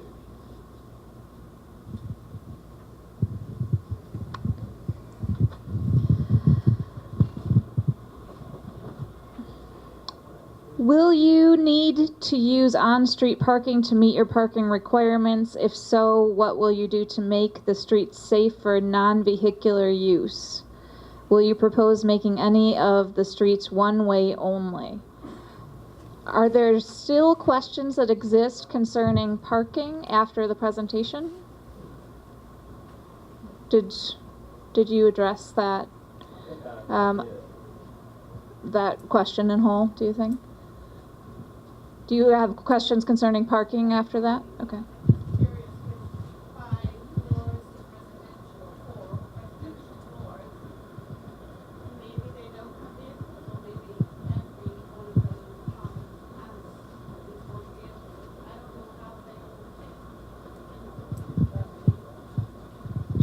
She said with 5 residential floors, she's concerned about how all of those residents with their vehicles would be accommodated. What is the, Greg, for the parking ratio that we're using?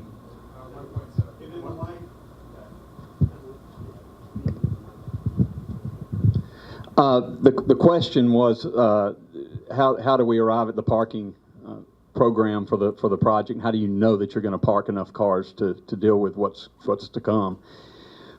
We are using a very general thumb rule right now, 1.7 cars per unit. Now, that unit word is a moving target. Right now we've got I think a 825 square foot average unit size or something in that neighborhood. You got to start somewhere. Ultimately, the unit sizes, the unit pricing, and the unit mix is dictated by research, real market research. There are companies that we actually have one engaged right now called Tracy Cross. You can take a look at it. They're a very well-known research firm. They come back and actually make recommendations to us as to how we need to divide the product mix. So the 1.7 cars per unit is more about national trends. We are seeing cars per unit decrease dramatically nationally, especially in the millennial age. I continue to hear stories about millennials that are 19, 20, 21 years old that have chosen just not to even get a driver's license. So we love the idea of eliminating cars from that footprint, but we are planning, and a hard rule for my architects is to make sure that we park 1.7 cars per unit underground on every block so that we have 1.7 cars that we can allocate to the tenants who live there. The overflow parking for tenant guests, as well as the parking for the retail, will occur in the on-street parking, as well as surface parking lots in the area. So that's the...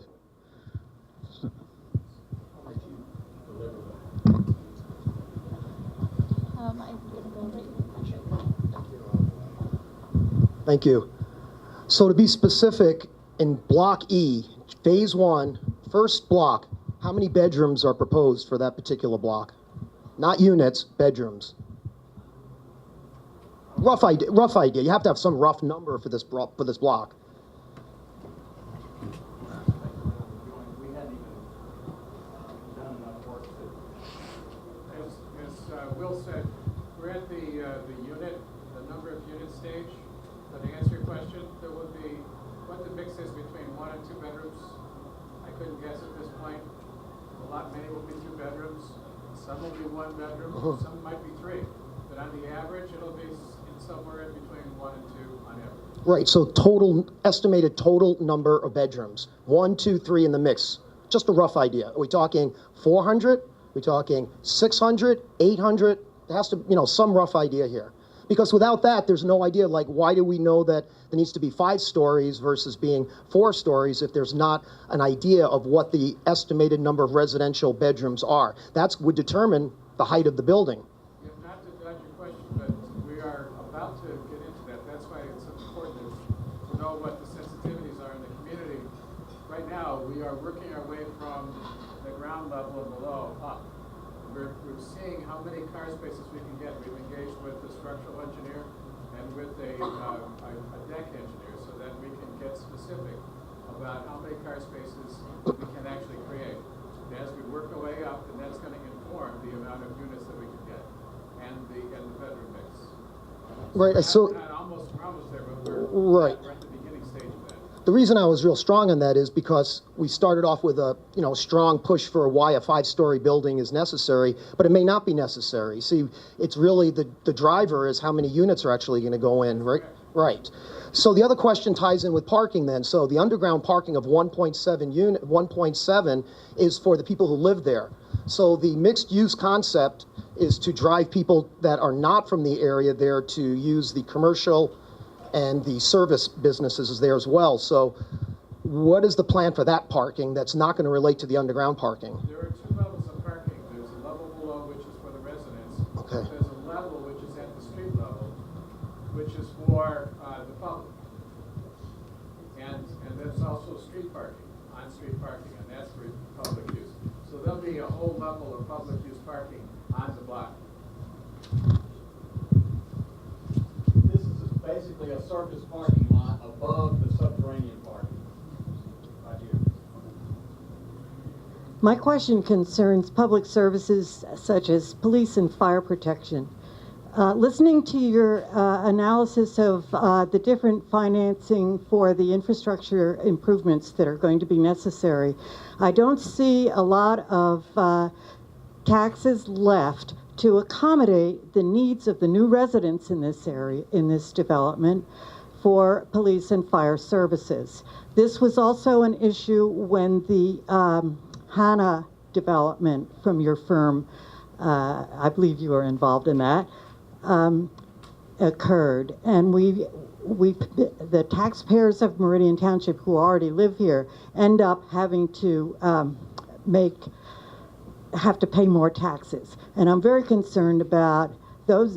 I mean, I've worked on the master plans here for almost 30 years when I was still working.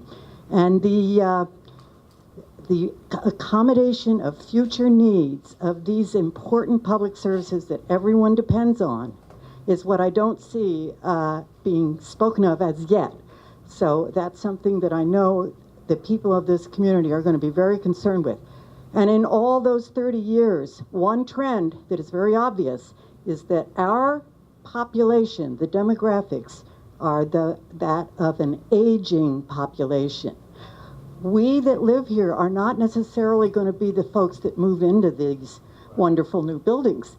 And so many of us already retired, and we don't want to have our taxes go up. So please address that issue. So I will tackle that one. First off, this development and the way we're projecting our costs and how we're going to pay for this will not increase taxes. We are leveraging the tax base that is going to be generated by this development specifically. There will also be other developments that will occur surrounding this property, hopefully, once you see the kind of momentum, the development momentum that will occur throughout this downtown. So in the modeling that I had mentioned earlier, we were talking about these various scenarios that we're modeling. We are very sensitive to the added costs that this may have on services that this development will occur as well. So the reason we're actually doing 3 models. I spoke specifically about 2 models. The first one being what this current downtown looks like today, what is the tax base and what is that actually paying for.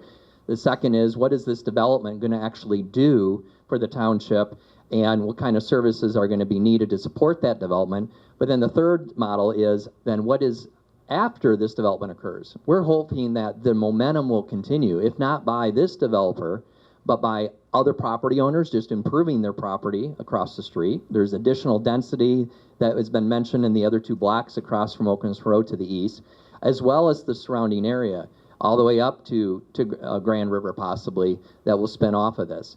So in that modeling, we will know what kind of requirements will be made, and what we're hoping to do is, in this process, is allocate a certain percentage of funds that will go to those services. So not just to pay for the construction of these infrastructure improvements or the environmental work that's needed, but to go above and beyond in order to sustain this development and sustain this community. We do not want to have this fall into poor maintenance. We want to have a very livable, very vibrant, very beautiful place that is going to be here to stay and that everybody can be proud of. So we're looking at all those costs. We're going to be allocating funds and allocating a portion of the revenue to supporting those continued services in this downtown. So those reports are coming, you know, and you're going to have plenty of opportunity through the DDA process, going through the township process as we work through that, where we'll be presenting these scenarios and these studies, not unlike the traffic studies or some of these planning studies, and looking at these modeling, we're doing this other type of modeling as well. So there's a lot of work going on right now behind the scenes. We don't have a lot of paper produced yet to share with you because it's all in process.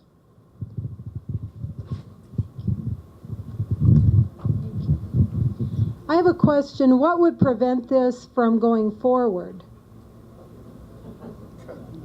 Well, I'm hearing a lot of, really good information, and a lot of people are encouraging, but on the other hand, I'm hearing some things so early in the process, the naysayers, and I'm feeling as though if we don't get some support on this, I think we need to hear what will prevent it, because I guess, isn't that why we're here?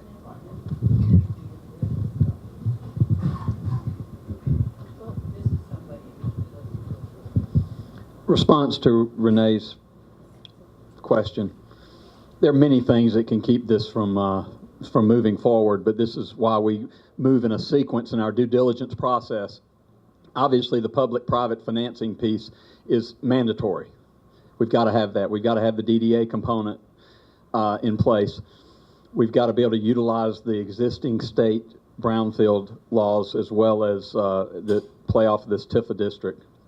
So I would say at this point, the things that could be most detrimental to the project would be, for some reason, that structure that we're proposing, which is a structure that's used in many communities, if that for some reason does not work here in Meridian Township, don't have any indication that that's going to be the case, but that's at this point a big piece of it. The other thing is just general economic conditions. Anytime you move into a project that's 10 years in duration, you are asking for some type of a curve during that time where we're gonna have another slowdown. And so we need to be, and the reason for our phasing strategy is to give us little manageable bites that we can deliver one block at a time.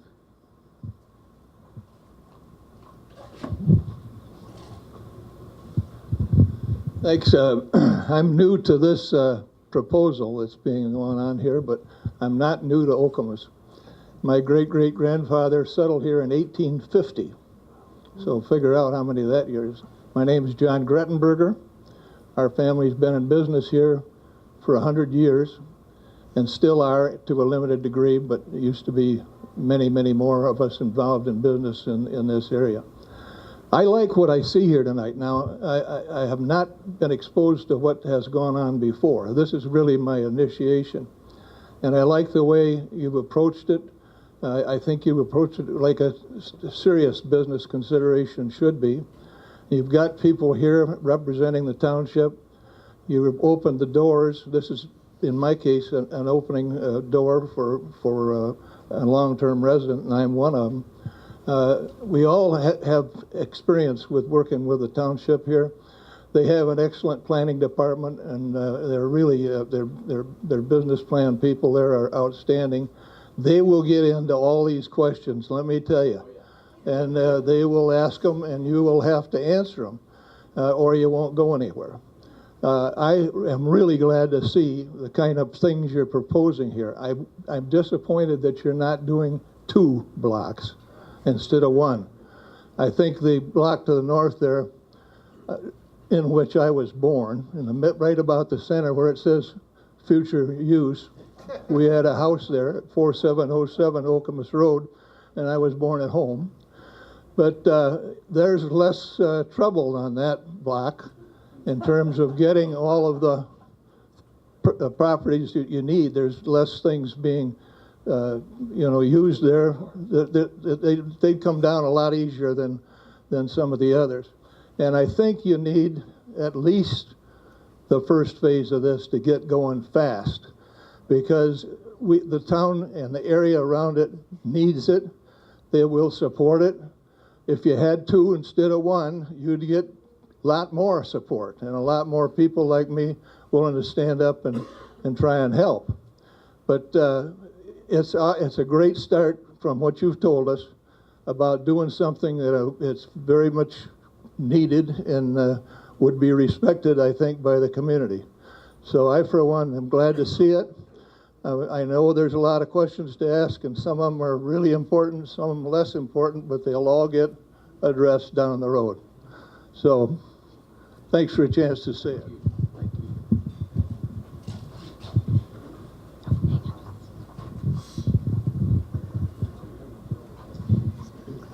Thank you. I have a question to raise and some history to give.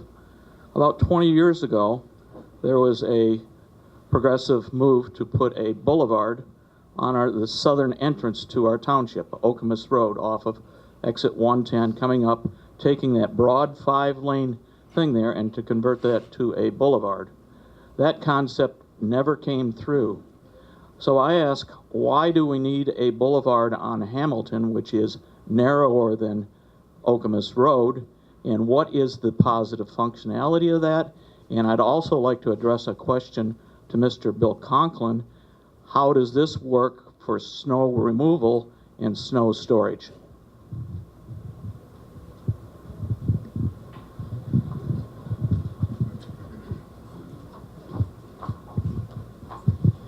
Thanks. So as far as the boulevard configuration and the difference between Okemos Road and Hamilton Road is there's a capacity concern. So Okemos Road, as we mentioned a couple times, has about 40,000 cars per day. Hamilton Road has about 4. And it's asymmetrical, which means it comes from different directions in different intensities. So the major movement here is folks coming down Hamilton here and actually going south. There's very little through traffic going down Hamilton Road right now. So because of the heavy amount of traffic that comes westbound, wanting to turn south and sometimes north, we had to align the lanes so that for the few people that do pass through the intersection, there was not any confusion or misalignment that would cause crashes. And so we could have done it just by striping it one way, but frankly, in terms of the type of development that we're trying to achieve, a boulevard accomplished the same thing that the striping would, but allowed us to plant more trees, to have a tree canopy that was more pedestrian in scale, and to calm the traffic down. When folks are going to be going through Hamilton Road and into this development, we want them to be going slow. Someone mentioned earlier about making sure it's bike and pedestrian friendly. The way to do that is to design a street section that slows traffic down and places some priority on the pedestrian and the cyclist while still allowing car traffic to go through. And so for that reason, the boulevard design accomplished that the best. And we did look at several designs. We probably looked at a half a dozen designs, and this one functioned the best. Can I have Mr. Conklin answer the other portion of the question, please?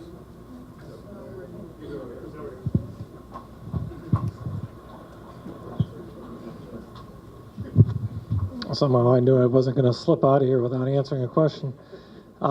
The snow storage, the snow removal would be pretty much standard operating procedure. We've talked with the developer that the on-street parking areas either would be done by a combination of the development and or the township. Like a lot of this, the details of that are to be worked out. We have a similar deal that we're working on with the DDA and Delhi Township over on Cedar Street. So the snow removal would be done. The goal would be to regulate parking in a manner that there isn't cars marooned in the parking spots and snowed in by windrows off of our plows.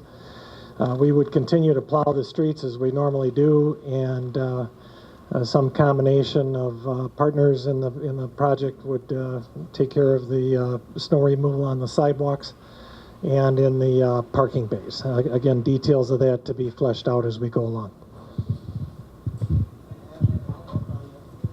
Follow up on that? Okay, in 2009, the Meridian Township and the DDA spent close to $50,000 in 3 years developing an integrated development plan for the downtown. They did an exhaustive traffic study with 7 different plans. The only one, and the one that they recommended, and the only one that would actually improve traffic at all, was a roundabout. I'm wondering why this is being addressed. And as far as the cost goes, they found enough money to spend $100 million to build a underpass on Farm Lane Road for the 6 days a year when Michigan State has home football games. I'm sure our government could come up with plenty of money to make a perfectly good intersection there, but without addressing that traffic problem, you're just going to make this more dangerous with more people walking on the streets, which is just inches away from 40-mile-an-hour cars driving by. I lived there for 40 years. When it's raining, you get completely doused with water. When it's snowing, you get covered with snow plow stuff. So I don't think it's a viable plan the way it is now.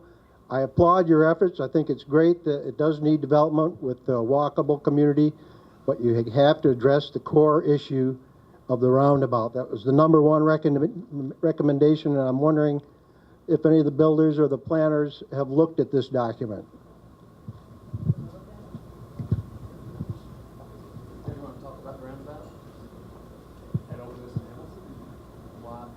So, yeah, so the roundabout, first off,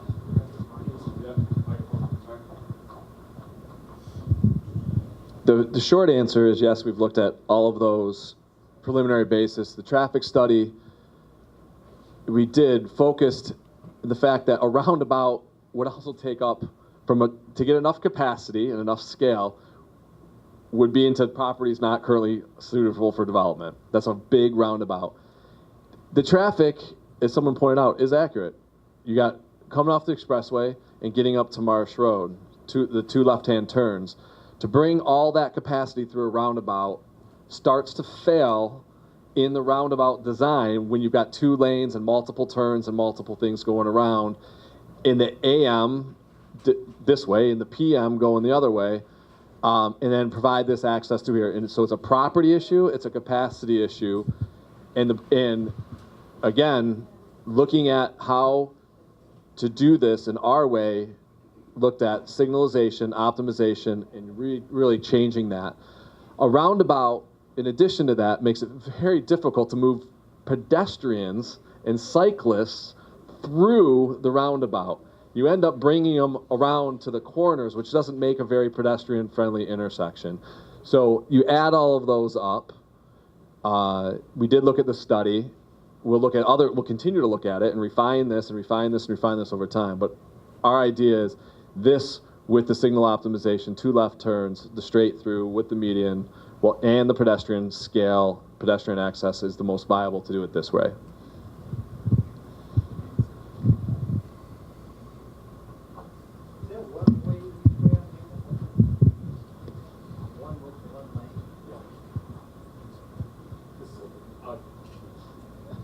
There's a follow-up question on him. So, flip. Okay. So, Hamilton, obviously one way on either side of the median. Parking, through, left turn, through, right turn, parking past the offset in the building. So up here it's 1, 2, 3 lanes. For the most part, it's 2 lanes with the parking. So 4 total width on there for the parking. No, the bike lane would be on Okemos Road on the outside. So the pavement gets wider, so it provides opportunity for bicycle lanes here. As Will mentioned, we're working with the regional plan of how to tie into the trails on both ends to try to tie in from cycling to pedestrian inside of the development.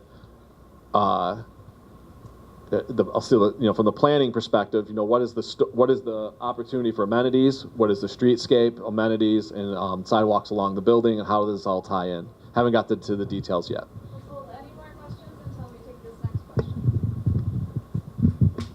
Traffic is always a problem that we have to handle it. But there are 2 ways of looking at the traffic. Do we need the traffic to come through on Okemos Road? Or is there an alternate? Just like our friend said here, it took our far lights to go through Mount Hope. Well, if the Mount Hope had gone all the way through to Dobie, those are doable tasks. It will take a lot of work, but they are doable. Just like Okemos, what we have done so far, I do see light at the end of the tunnel. Things are really looking good. Same as somebody else also mentioned about the traffic for MSU on a football days. Well, there is no reason why they're coming on Okemos Road, because Hagedorn is the center of the road that goes to MSU. Now, we should be able to work with the highway. I know they're not the easiest people to work with, but it is a doable task. All we need to say, sir, let us see how does your traffic pattern moves. We got the cars coming through there. They will go through Okemos Road, turn left on Grand River, cause a problem at Grand River, and go to MSU. Well, Hagedorn is a beautiful street. Create a ramp there. They originally had a plan. Obviously, that's why they put the extra lane. So I'll just say there are two ways of skinning a cat. And I feel we need to look at how can we divert the traffic, because we will have increased traffic. Thank you. Can I say one more thing in defense of Hamilton Road? Because all this is about Hamilton Road. Hamilton Road is going to get rid of the left, no left turn. My house over there was built in 1890. There's some history on that road, okay? The houses on the south side, their backyard was gold. You ever notice the stop signs on Hamilton Road that everyone hates? We didn't request those. The Ingham County Road Commission and came up with those as a solution to slowing the traffic. The speed limit in front of my house was 35. The average speed was 49. You're coming east on Grand River. At the end, you slide off onto Hamilton Road to get to Okemos Road, to go south to get to the freeway or Briarwood or wherever. And the people fly down Hamilton Road to get there. So the road commission put up stop signs. That's all they could do. We wanted speed bumps, no, yes, anyway. If you do what you're proposing, the traffic on Hamilton Road, where the houses are, where the residents are, will be a nightmare. And those people will move out. And you'll probably go in there and build high-rises, and you will lose a wonderful history from Okemos. Okay, so we have time for about one or two more questions. Yeah. I too live down there, and I take exception. Number one, that is not the truth. Those stop signs didn't just randomly come up on Hamilton. And number two, as much as I understand that you used to live there, I still live across the street from the Blight in a house that was built in 1863, and I've been there 32 years. And I think rather than just focusing on what Hamilton wants, it's the best, highest use of our time to figure out what works for the whole community. And I think that is why everybody is here, is to work on the whole community and not throw distraction devices in to try and sabotage something from somebody that's negative.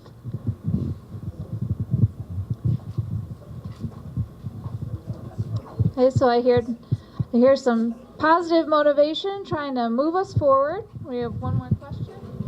So I think it's great that we're trying to redevelop the downtown. My question is, depending on how many people, how many families are moving in, how many children are we expected to see coming into our schools? And do we currently have the capacity for potentially new children? It seems like the school that my kids currently go to is pretty much at capacity, and how are we going to deal with the school situation if we're drawing in all of these new new families to the district? Has that been thought about at all?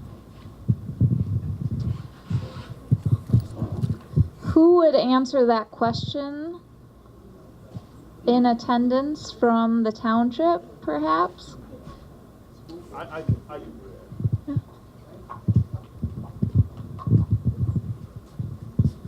I think it's a good question, and we'll be talking to the schools about that as the township.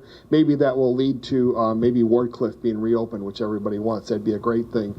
I just want to say one thing. I'm not speaking for the township board, I'm speaking for myself. I've been through this issue on a grander scale when I was in St. Joseph as the manager. We had a 400-acre on the river contaminated property that wasn't a core community. And I can tell you that we took great lengths because we had to either move the community forward and do something. And you know what Whirlpool said? Do something, even if it's wrong, do something. Don't let the blight stay here and continue to be a cancer on the community. And that was 400 acres. This isn't 400 acres. But I can tell you that we have to, now don't get me wrong, we have to work with everyone. We have to do what's in the best interest of the community. But if we don't do something, the blight that we have, and I've only been here for 5 years, Mr. Grettenberger, so I appreciated your comments. But, well, thank you. But I'm telling you, if we don't do something to move this property forward and the property up in Hazlitt, it's not going to be pretty on this community. Look at the study from Duquesne University from the 1980s that said when you lose the core heartbeat of your community, when the core commercial area property values decline, there's an equal decline of residential properties and the school systems surrounding it. It's a great study. We use that study in St. Joseph as good as solid empirical data to move St. Joseph and Benton Harbor in a different direction. You know what we did in St. Joe? We gave Benton Harbor 55 acres of waterfront property. You don't think that drew a lot more people than this room? And I can tell you what happened. Today there's the Harbor Shores development. It's redefined the entire community. And who was a naysayer on giving it to Benton Harbor? I was one. They didn't listen to me, and thank God they didn't listen. But we have to do something in this community, because I'll tell you what, if we allow this blight to continue in downtown, we have great residential properties. We have great schools. And shame on us when we continue to drive by that and not do something. And, you know, I'll go back to what Whirlpool said. Do something, even if it's wrong. Do something. And we have to do something. Hopefully it's not wrong. Thank you. So we committed when we started this meeting to arriving, committed to building community, and leaving committed to building community. We said yes. Are we still there? Yes. We were presented with a very detailed plan that acknowledged all the answers are not there yet, but that there are a lot of very complicated things that they are also very committed to looking for solutions for with the community's help. Just a quick question. Yes. What will be the plan going forward for community? Yes. Next steps in progress? And that is my next question. Yes. Yes. And we have a beginning. We have a beginning thanks to all of you. And it starts with making what you all have better. Starting to fix the blight. Cleaning up. So my next question is, let's do a refresher of the next steps. Will, can you give the community just a quick refresher of what is the next ABC 1, 2, 3 of what they can expect about what the next, are their next convenings, what are the next steps for you all, when the next feedback, chance opportunities for feedback might be, what does progress look like? So that we all leave knowing what comes of this, knowing when the next chance to bring anything more back to you, and what this relationship is going to be like. Because this is going to evolve, we just said this is just the beginning, and it's going to be a long process, but we're committed. We're committed, right? Okay. So Will, tell us where we're going. Next steps, I would like for the Four Corner Group to identify someone or small group of someones that become the conduit between Four Corners and the development team. I wanted to take in everything that was shared and said tonight before I came up with any kind of definite proposal as to how I want to engage this group. I think that this group brings tremendous value to the table for us as developer. And I want to utilize that, and I want to organize that. So what I'd like for you to do is to identify who that person is, and then let us work directly with that person or people to come up with a plan, a timeline as to how we're going to engage this group on a regular basis. What we can do is be specific about, as we move through, what we're engaging you at the specific time in the process. Some of you are going to be interested in participating in every stop.